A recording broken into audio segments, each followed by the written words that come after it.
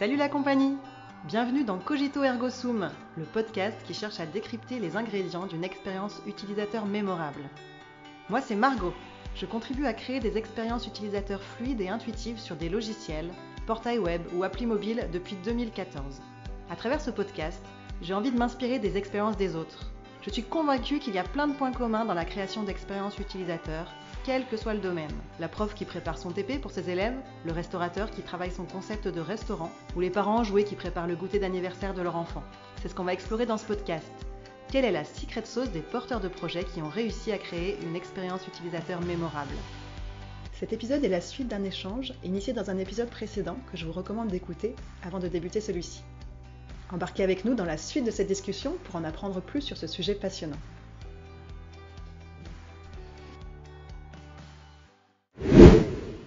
Alors, comment tu t'y prends du coup pour essayer de transmettre cette binarité finalement entre l'ouverture d'esprit et la méthode, enfin l'approche c'est quoi que tu mets en place avec tes étudiants? Sur les enseignements, pendant mes premières années à Strat, j'ai enseigné un cours projet du design d'expérience. J'aimais beaucoup ce cours parce que c'était à la frontière de plusieurs disciplines et on pouvait en fait expérimenter justement des outils qui venaient plutôt de la psychologie, de comment on va capsuler, évaluer l'expérience utilisateur. J'ai dû mettre ce cours en pause après quelques années parce que la charge de recherche, thèse, de suivi de thèse, l'équipe de recherche, voilà, c'était beaucoup. Mais récemment, je suis revenue vers l'enseignement et la conception pédagogique. Et ce qui m'intéresse maintenant, c'est d'enseigner aux étudiantes à affiner leur regard de designer. Donc, c'est un cours d'enquête terrain que je fais deuxième année. Ensuite, troisième année posture réflexive dans un cours de recherche en design. Et vers la quatrième année, je suis la responsable de leur carnet de voyage, qui est un carnet d'observation. Et c'est la manière dont la designer va encapsuler son expérience à l'étranger. Et on les pousse en fait à avoir cette réflexion sur leur propre métier quand ils sont dans une école partenaire à l'étranger ou ils font un stage à l'étranger.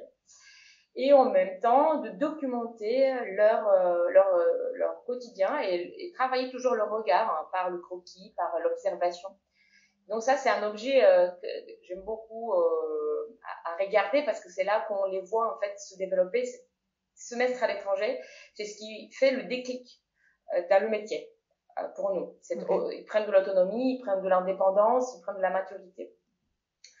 Et enfin, pour certaines étudiants, je fais aussi un cours où plutôt sur le côté de ce que j'ai expliqué de Low Tech Lab là avec les robots. Donc c'est un cours en design d'interaction où ils travaillent sur un projet et le but c'est que ça finit pas en présentation PowerPoint, mais ça finit par une expérience à vivre avec des participants de l'extérieur.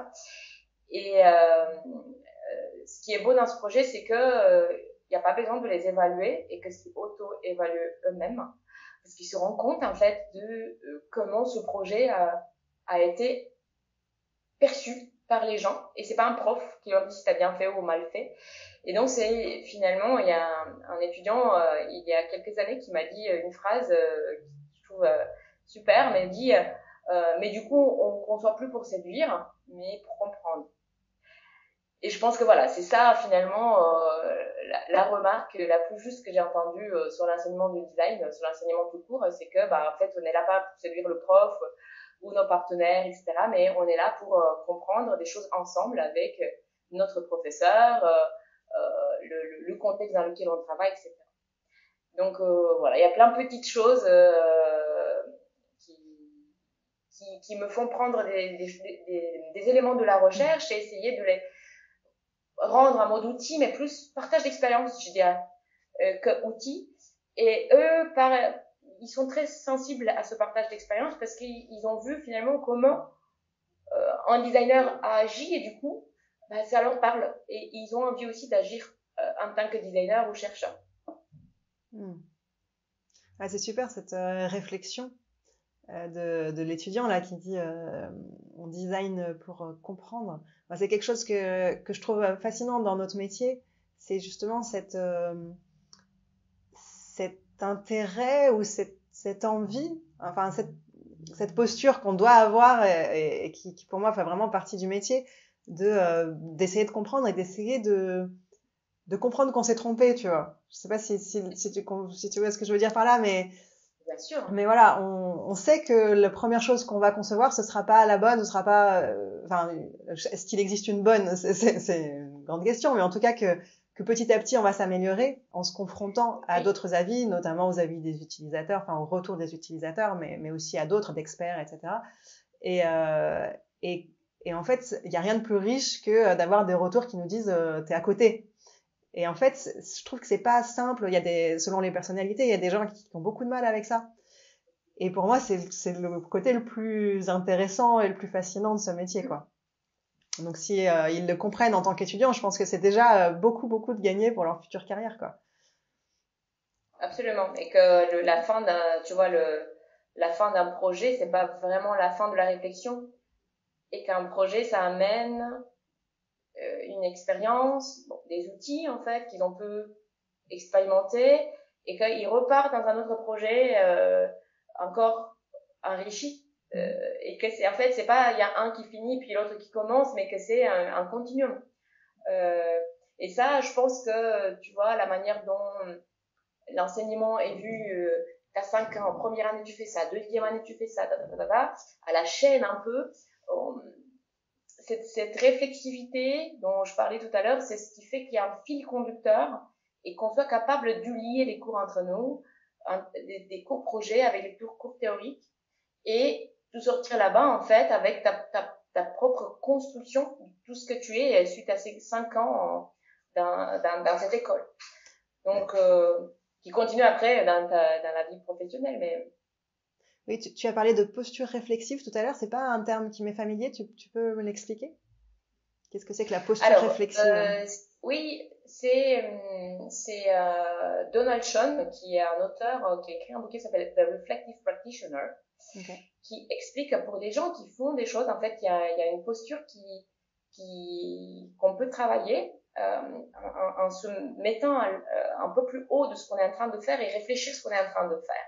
Et que grâce à ça, en fait, on va réussir justement à trouver nos outils, à trouver notre manière de faire. Et cette posture, ça se fait en dehors, un peu en dehors de faire, mais main et tête travaillent ensemble pour se rendre compte, parce que, pas seulement sur l'objet produit, etc., mais se rendre compte pour qu'est-ce que j'apprends de cet exercice.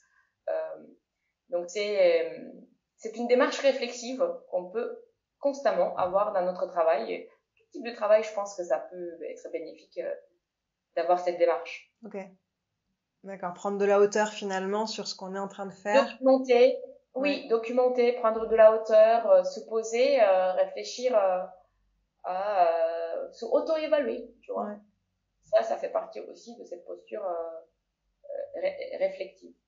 On ne l'apprend pas beaucoup dans d'autres écoles d'ingénierie, par exemple. Moi, en étant, j'ai expérimenté 3 écoles et on s'est jamais posé la question de prendre un temps à la fin du cours, de se dire, mais de tout ça, qu'est-ce que je garde, qu'est-ce que j'applique, qu'est-ce que ça m'intrigue, qu'est-ce que ça me donne la curiosité d'approfondir. Donc cette posture réflexive, c'est cette discussion en fait sur ce qu'on a fait. Ok. Super, ouais, c'est intéressant. Et du coup, oui, le projet dont tu parlais là, avec où les étudiants le font en fin de 5e année, c'est ça? C'est un projet qui mène qui mène de A à Z, enfin, jusqu'où ça va en fait quand ils le confrontent au jury, enfin aux personnes extérieures. Quel niveau d'aboutissement il a ce projet? Enfin, j'imagine, tu vois, si c'est la conception d'un robot, en quelques mois, on peut pas inventer un nouveau robot en tant qu'étudiant, solo. Du coup, c'est quoi le genre de projet peut-être tu peux nous donner quelques exemples, je sais pas. Oui, c'est un projet de 3e année de design d'interaction. Non, on peut pas concevoir un robot, mais on peut concevoir l'expérience qui est perçue par un robot. Okay. Et pour te donner des exemples, donc l'année dernière, on a travaillé sur les chatbots éducatifs, les assistants IA oui. en éducation. En fait, par exemple, il y avait un qui s'appelait le bon bot. Et son objectif, c'est de te rendre, c'est un service en fait auquel tu t'abonnes et tu lui dis tout ce que tu es en train de faire et c'est lui qui prend décision pour ta vie pour que le service te dit à la fin des 5 ans d'études à Strat, tu vas devenir un designer plus, tu vois. Par contre, il faut que tu suives tout ce que je te dis.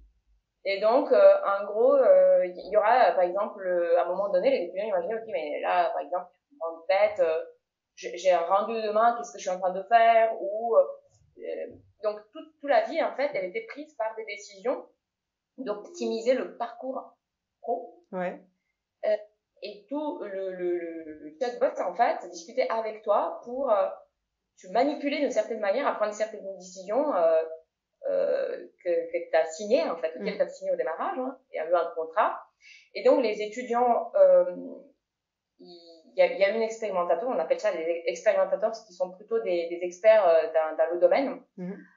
Donc, ça, tu vois, les ergonomes dont je parlais tout à l'heure, là, j'ai pris des experts dans le domaine de l'éducation qui sont venus en tant qu'expérimentateurs. Les étudiants ne savaient pas qui va venir vivre leur expérience. Et ces expérimentateurs, c'était justement l'étudiante devant l'application. Et eux, ils étaient derrière avec un peu de magicien d'Oz. Et ils faisaient le chatbot. Et ils ont proposé tout un parcours de questions. Et l'expérimentateur pouvait en fait voir, on lui a donné à l'expérimentateur une petite situation à jouer, donc un rôle à jouer. Oui. Et c'est là en fait qu'il y a eu la négociation de comment il accepte ou pas certaines choses.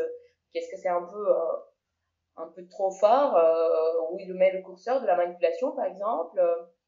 Et ça, hein, pour les étudiants, en fait, on réussit à dépasser les premiers stéréotypes. Ah oui, mon ami, c'est sûr qu'il va dire ça, donc tu vois.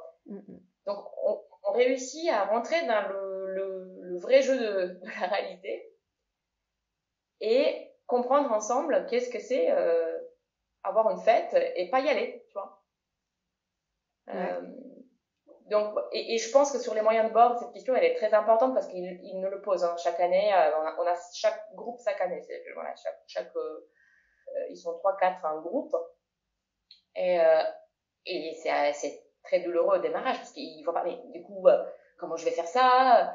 On est avec eux pour voir comment ils peuvent simuler. Okay. Cette technologie n'existe pas encore. Il y en a un autre d'eux qui a fait une petite hologramme. Donc c'était le sort de chatbot qui prenait les personnalités remarquables de l'histoire des scientifiques et qui leur donnait des cours avec cette représentation, cette apparence-là. D'accord. Et donc, ils ont inventé une sorte de hologramme, donc sur un plexi avec un petit projecteur, et ils ont trouvé dans l'école, voilà, une manière de le bidouiller, quoi. Ah, c'est chouette parce que du coup, ça rajoute du design au design puisqu'il faut imaginer la solution low-tech pour démontrer ton idée, quoi.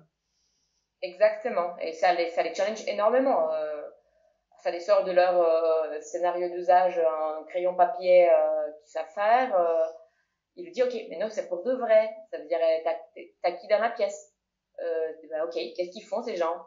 Je sais pas. Donc, tout un tas de réflexions dans comment le truc va vivre. Ok. Et par curiosité, du coup, le groupe sur le chatbot qui contrôle ta vie, ça a été perçu comment? J'ai un a priori que ça doit pas être forcément très bien reçu, ce genre de technologie. En fait, je pense que la réussite, c'est d'aller dans les nuances. Et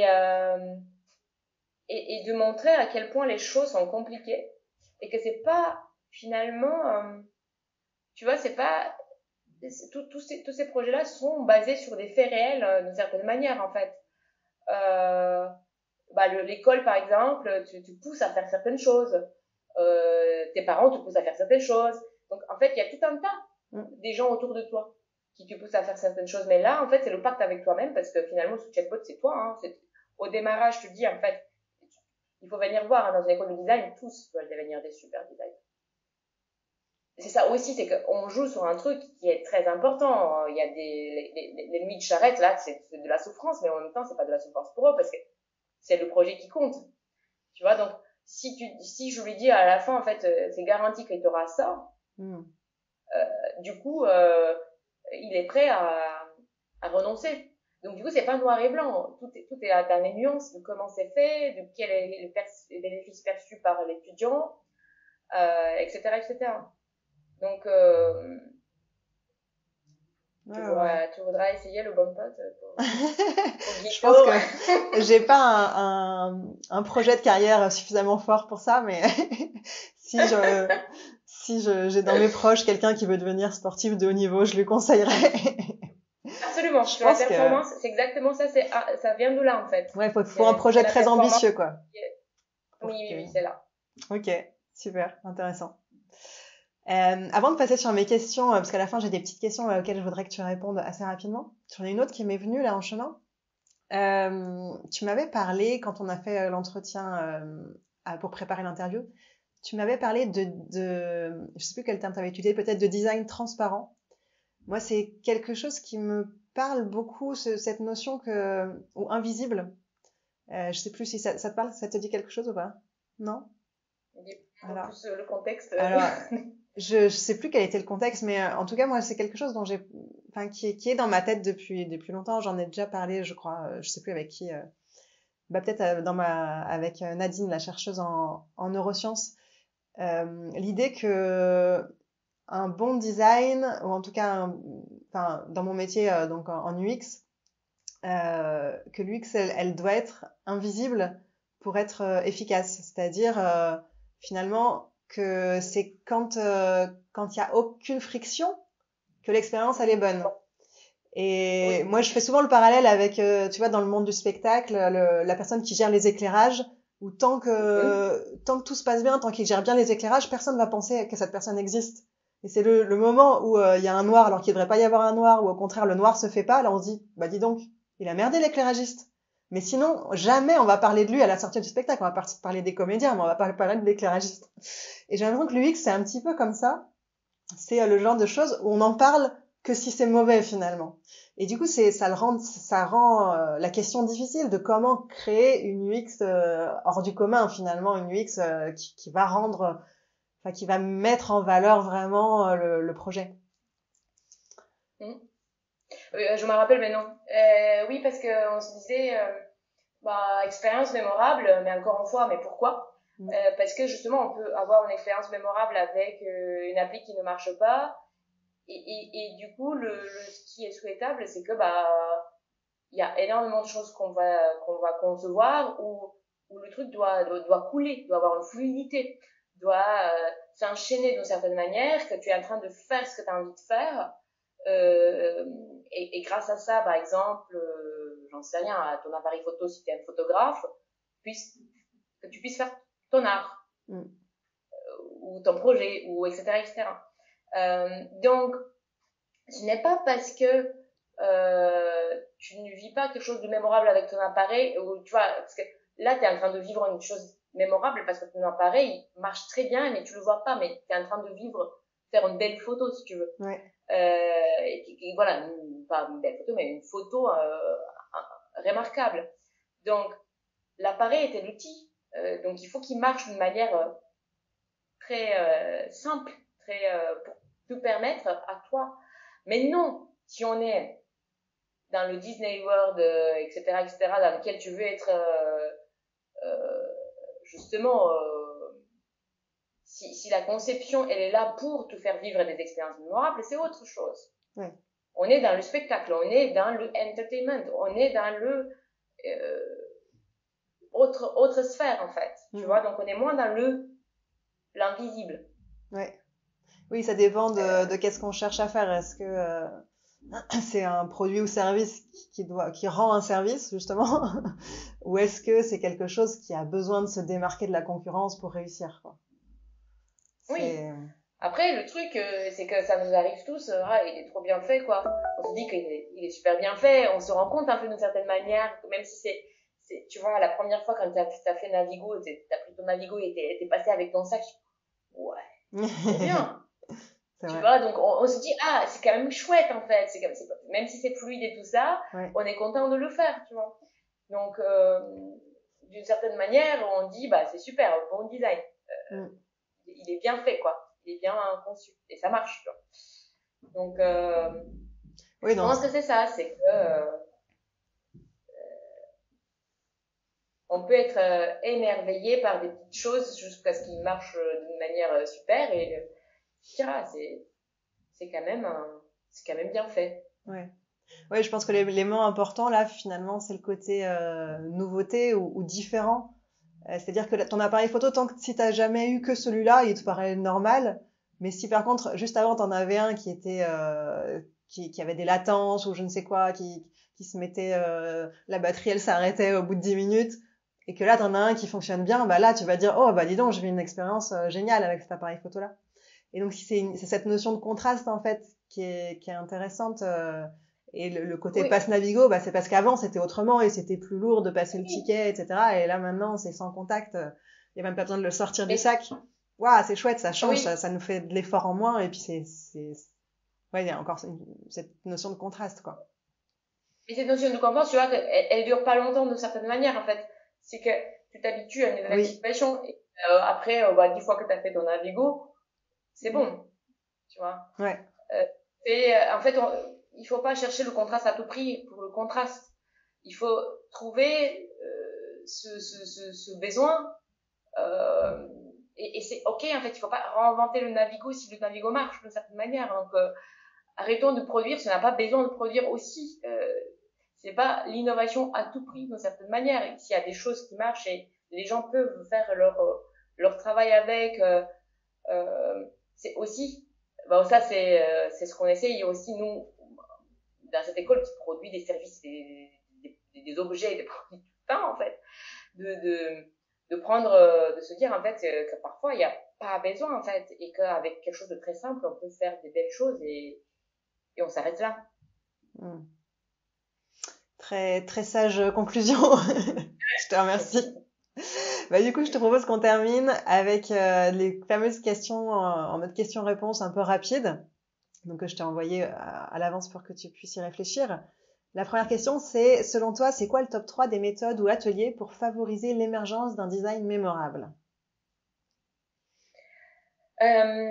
Donc c'est très très difficile de choisir, c'est très difficile de choisir. Et puis en fait d'autres qui l'ont fait très bien. Karine Lallemand, je sais pas si tu l'as eu invitée. J'ai essayé de l'inviter, elle m'a pas répondu pour l'instant, mais j'aimerais bien la voir dans le podcast, bien sûr. Voilà, donc elle a tout dit, ou en tout cas beaucoup dit sur les méthodes UX. Et au-delà de méthodes, parce que maintenant on commence à se connaître, tu as bien compris que les outils et les méthodes sont ce qu'ils sont. Et moi je dirais bah, se confronter aux idées qu'on produit soi-même. Mhm. Donc de les vivre, pas être un concepteur pour les autres, mais être un concepteur honnête, sincère, pour soi, ou en tout cas un concepteur pour des personnes bien identifiées. Et ce que je veux dire par là, c'est pas juste faire des choses pour soi, mais d'aller en fait à la profondeur. Et que peut-être cette profondeur, les réponses, on les a sur soi. Comme on te disait, que l'ergothérapeute pourrait te dire sur tes scénarios, pourrait te corriger les trucs et te dire, et c'est grâce à elle, à ses réflexions, à son expérience qu'elle a en elle, qu'on va capitaliser, voilà. Ou des personnes bien identifiées et rentrer dans la profondeur et l'authenticité de leur terme. Donc ça, c'est un. Deux, je vous ai parlé là de Donald Sean et de The Reflective Practitioner, de comment garder cette démarche réflexive constante dans son travail, n'importe ce qu'on fait. On est nettoyeur, baladeur, on peut en fait vivre mieux si on se rend compte de ce qu'on est en train de faire et avoir cette dimension un peu d'auteur, de prise de vue, c'est ce qu'on est en train de faire. Et bah c'est aussi oser expérimenter avec des approches hors format, prototype low tech, approches qui changent le regard. Hein, donc travailler avec des artistes également, par exemple. Et ça peut être parfois très très très très très loin, mais ça peut parfois aussi donner des idées incroyables parce que nous, on peut pas les voir, on voit juste notre point de vue et que les autres, ils ont un autre regard. Et donc, décentrer le regard et oser travailler avec des gens qui ne pensent pas comme nous, c'est aussi un challenge intéressant, je pense, qui pourra enrichir le projet. Super. Deuxième question, quel conseil tu donneras à des professionnels du design dans le monde de l'innovation qui veulent baser leur pratique sur les connaissances scientifiques? C'est une question que je te pose parce que moi, je viens d'une formation scientifique, j'interviewe des chercheurs dans ce podcast parce que c'est quelque chose qui me tient à cœur. Mais je trouve que c'est pas facile, justement, de récupérer cette connaissance qui vient du monde de la recherche et de l'appliquer dans mon quotidien. Après, toi, ce que tu fais, c'est justement un pas vers ça. C'est le projet en soi qui répond à cette question, en fait. Et que, donc, la vulgarisation scientifique, c'est quelque chose, c'est une chose. Après, moi, j'y crois vraiment dans des gens qui ont un projet en commun. Ça veut dire que si, à un moment donné, il y a une entreprise qui te catapulte pour dire, voilà, je veux absolument créer une expérience mémorable avec mon objet, Margot, comment je vais faire, tu vas savoir proposer des choses grâce à ton parcours et peut-être à ce podcast et que vous avez une mission en commun. Toi qui es intéressé par les expériences mémorables et lui aussi pour faire son truc. Donc, d'une certaine manière, si c'est un bon match entre des intérêts en commun, le binôme chercheur-praticien, ça peut marcher. Mais ça prend du temps, c'est comme tu dis, hein, c'est pas facile. C'est la relation aussi, se connaître. Tu vois, le Low Tech Lab, j'aurais pas pu le faire si on se connaissait pas pendant 2-3 ans. On a bossé ensemble, on a fait des tests en hôpital, l'étude comparative, etc. Donc, on avait partagé énormément. C'est des discussions le soir, on mangeait ensemble, on réfléchissait ensemble, tu vois. Donc, tout se fait aussi en dehors de projet, 3 heures de projet, dans la relation, en fait, en construction de cette relation. Ok. Question suivante. Selon toi, qu'est-ce que les pros qui travaillent sur de la conception de produits devraient changer dans leurs habitudes pour améliorer la réussite de leurs produits?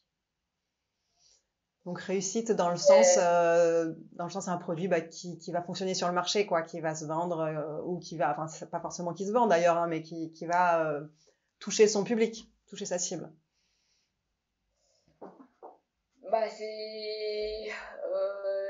C'est de travailler avec des designers, j'ai envie de dire, mais c'est trop facile.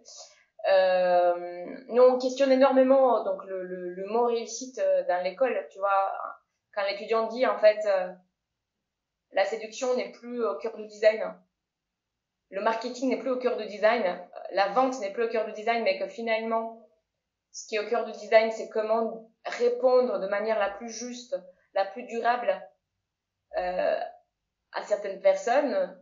On a une autre manière de réussite. Si ta machine à laver, parce que ça c'était un projet design qui a été proposé il y a quelques années, ils ont essayé de faire un start-up, mais ils n'ont pas réussi à percer dans l'industrie, ça s'appelait l'increvable, la machine à laver réparable qui dure une vie. Donc réflexion des designers qui dit en fait non, on va pas changer de machine à laver chaque 10 ans, en fait on va la réparer. Et on va se le transmettre, etc. Et on peut le nettoyer tout seul, on peut l'ouvrir, voilà. Et tu vois là, qu'est-ce que c'est la réussite pour les designers qui ont eu leur projet de créer un produit durable, c'était la réussite. Ouais. Pour l'industriel qui n'a pas su comment l'intégrer dans sa gamme de produits, c'est pas une réussite, tu vois. Ouais. C'est des questions compliquées, ouais, c'est sûr. Hein. Là, moi, c'est sûr que ce que tu racontes, ça me parle énormément, mais j'essaie de me placer d'un point de vue, encore une fois, de l'entreprise et des personnes qui justement vont financer cette recherche, ce travail de design. Je me dis, il faut que, malheureusement ou pas, je ne sais pas, mais on vit dans le monde dans lequel on vit, et donc dans une société plutôt capitaliste où pour que l'entreprise elle vive, il faut qu'elle vende ce qu'elle produit. Et c'est pour ça que je prends cette définition de la réussite, hein, même si d'un point de vue purement intellectuel, j'aimerais avoir une définition qui serait peut-être différente. Mais voilà, là je suis plutôt dans l'idée réussite business entre guillemets de quelque chose en gros qui va encore une fois provoquer une expérience suffisamment mémorable. J'utilise ce terme parce que je pense que j'ai l'impression que c'est l'élément important pour qu'une personne qui ait vécu une expérience soit ait envie de revenir, soit ait envie d'en parler autour d'elle, et du coup de faire venir d'autres personnes. Donc ça favorise la réussite grâce à cette mémorabilité. Finalement, si la personne elle a vécu une super expérience mais elle s'en souvient pas, du coup y a pas cet effet d'engouement qui va permettre à l'organisme qui propose l'expérience de la faire vivre à un plus grand nombre, quoi. Et du coup, c'est dans ce sens-là que je me demande si tu as des conseils sur par rapport aux pros que tu as pu côtoyer. Est-ce que je sais pas, tu te dis ils font pas assez de recherche utilisateur, ou ils font pas assez ceci, pas assez cela, ou mal. Peut-être d'ailleurs cette notion de posture réflexive, hein, c'est peut-être quelque chose qu'il faut travailler dans le monde pro, qu'on n'a peut-être pas assez, je sais pas. Après, les entreprises qui viennent nous voir, ils changent aussi de regard au fil de l'eau, dans le sens que, tu vois, ils viennent avec une idée, on veut mettre 10 écrans dans une voiture. Mm-hmm. Voilà. Et puis, ils repartent avec complètement autre chose, parce que dans un dialogue avec le design, on a compris qu'est-ce qu'ils voulaient, en fait, derrière. Et sinon, on va être le garant de je sais même pas. On participe en tout cas à l'expérience de l'utilisateur, mais dans un contexte plus global. Donc aujourd'hui, dans une voiture, mettre 10 écrans, c'est une aberration écologique. On ne peut pas faire cela. On va pas leur dire de cette manière-là. Mais l'idée, c'est de try harder, essayer encore. Donc tu me dis, ok, les pauvres, il faut qu'ils réussissent. Non, en fait, non. Vous pouvez faire mieux. Il y a des gens qui réussissent. Patagonie a réussi. D'ailleurs, je sais pas si tu as posé cette question à Stéphanie Buisy, je vais voir ce qu'elle a répondu. Mais parce qu'on travaillait, on discutait sur les entreprises opales de Frédéric Laloux. C'est eux, en fait, qui, voilà, le sens et le business sont, voilà, mais peut-être c'est un autre business, en fait, à revoir. Et un autre sens à revoir. Donc, oui, je pense que on peut trouver des modèles qui fonctionnent et qui sont écologiques. Ça, c'est pas forcément. Mais peut-être pas dans la même société. Et c'est pas grave non plus, en fait, de changer de société. Donc ça, c'est une autre discussion qu'on pourrait avoir, mais un peu plus profonde, avec d'autres gens qui sont mieux câblés que moi. Mais l'idée, c'est que voilà, le design, en tout cas, peut amener aussi d'autres manières de voir comment les choses peuvent s'articuler différemment, et questionner qu'est-ce que c'est cette réussite, qu'est-ce que c'est le produit que tu es en train de faire, fabriquer dans tes usines, comment tu le fais. On est en plein dedans, tout le monde se pose ces questions, hein, de plus en plus, j'ai l'impression. Ouais, oui. Ok. Quel est le résultat de recherche que tu as obtenu dont tu es la plus fière, que ce soit par sa robustesse ou son impact sur le monde pro?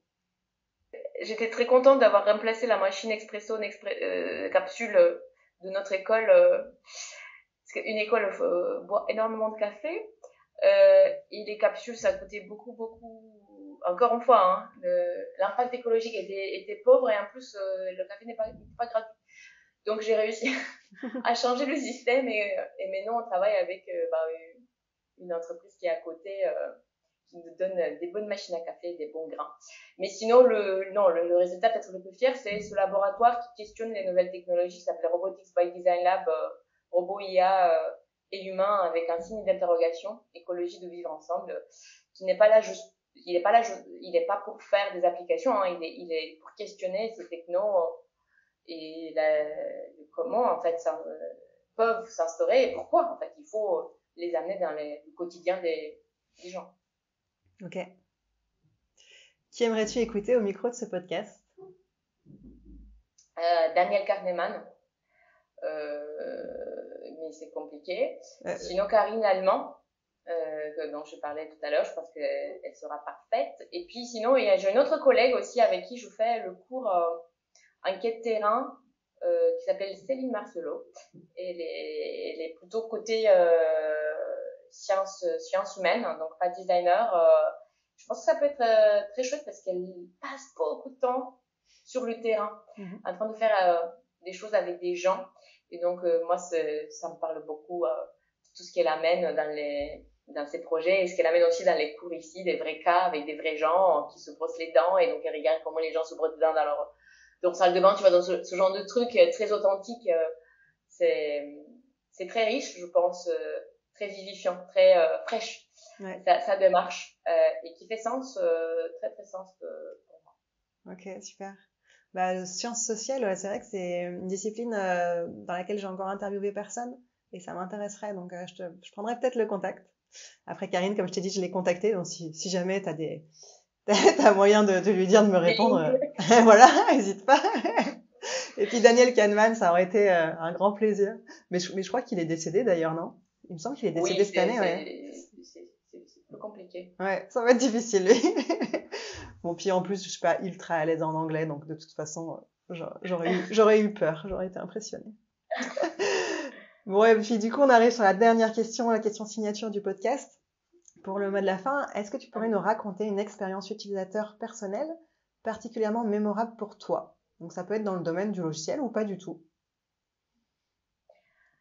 Les expériences, j'en ai plein en fait, j'en ai plein d'expériences très très fortes. Moi, que je vis au quotidien. Ce sont des moments de vie en fait, soit une rencontre précieuse avec une personne, un moment unique avec une personne, des enfants, mon compagnon, et peut-être les choses après l'expérience avec les œuvres d'art, c'est quelque chose qui me touche particulièrement et c'est il y a quelques années, j'étais à Barcelone et on a visité le musée Miro.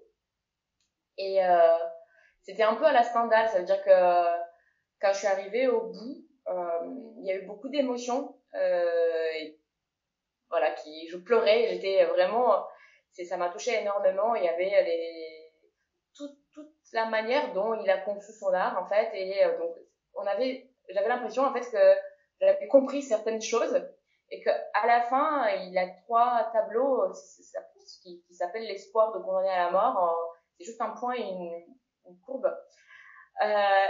Et donc, c'est comme une sorte de séquence quoi, qu'on a devant nos yeux, tchac, tchac, tchac, 3 tableaux qui expliquent ça. Et c'était très fort, avec très peu de choses. Et ça m'a bouleversée profondément. Donc voilà, avec beaucoup j'ai beaucoup compris d'une certaine manière et ça m'a beaucoup émue. Et donc voilà, c'est quelque chose qui m'a marqué. Maintenant en fait, je passe beaucoup de temps dans les musées et ça m'arrive souvent aussi d'avoir ce type d'expérience avec certains artistes que j'aime particulièrement ou d'autres que je connaissais pas vraiment mais qui m'ont parlé grâce à un tableau très fortement. Ok. Donc là, on est vraiment dans la réponse, dans la dimension émotionnelle, dans ce que tu décris. Oui, c'est comme, tu sais, le syndrome de Stendhal quand il s'est évanoui. Tu connais pas, cette expérience quand, en fait, il projetait beaucoup sur l'Italie. Je vais le mal dire, donc peut-être que tu le couperas, mais mais donc il se projetait beaucoup sur l'Italie. Et au moment, en fait, quand il arrive sur les lieux dont il s'imaginait, il y a eu cette beauté devant ses yeux, cette émotion profonde, tout ce que voilà, il s'est évanoui de tant plaisir. Okay. Donc c'est ça, t'es confronté à toute ton imagination et à toute cette beauté qui est encore plus incroyable que t'as pu imaginer. Donc il y a quand même, j'ai l'impression aussi que la manière dont tu projettes les choses avant de les vivre, c'est très important. La manière, ce qui se passe ensuite, une fois que tu les as vécues, ça c'est aussi quelque chose d'important et qu'il y a assez de temps, enfin, avant, pendant, après l'expérience, qui sont à soigner, à cultiver tout autant, peut-être. Et donc voilà, ça peut être aussi une manière dont on peut vivre différemment si on se prépare, ou vivre différemment parce qu'on ne s'est pas préparé, justement, par la surprise. Ouais. Oui, c'est intéressant. Les attentes, on en a pas mal parlé avec Nadine Ravel, donc la chercheuse en neurosciences, parce que justement, il y a cette notion de l'attente, elle va conditionner en fait l'expérience vécue. Et si elle est trop forte, l'expérience peut être déceptive, alors même que s'il n'y avait pas eu d'attente, elle aurait été agréable. Donc c'est important de soigner les attentes qu'on peut créer, en particulier par rapport à tout ce qu'on peut faire en termes de communication, si on fait de la publicité ou ce genre de choses, d'être vraiment en phase, que la promesse elle soit tenue derrière, et de pas aller survendre finalement quelque chose qui derrière créerait une expérience déceptive, quoi. Absolument. L'harmonie. Oui. Écoute, je te remercie, c'était super intéressant cet échange. Merci d'avoir pris le temps de me parler. Et je te souhaite de bien continuer tes recherches et l'enseignement et tout le reste. Moi, ça m'a donné vraiment envie de découvrir plein de choses, de découvrir ce que vous faites à Strat Design et puis les différentes lectures que tu nous as suggérées. Je mettrai les liens en description du podcast. Et voilà, je te remercie encore une fois.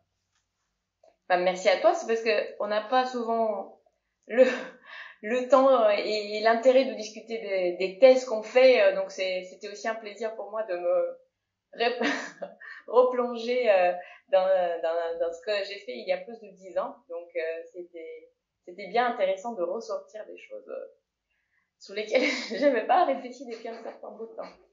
Merci beaucoup. Super, si ça t'a apporté quelque chose aussi. Merci. Merci d'avoir écouté le podcast Cogito Ergo Sum. Vous pouvez le retrouver sur toutes les plateformes d'écoute. Pour ne pas louper les prochains épisodes, n'hésitez pas à me suivre sur X ou LinkedIn. Retrouvez-moi également avec du contenu exclusif sur TikTok.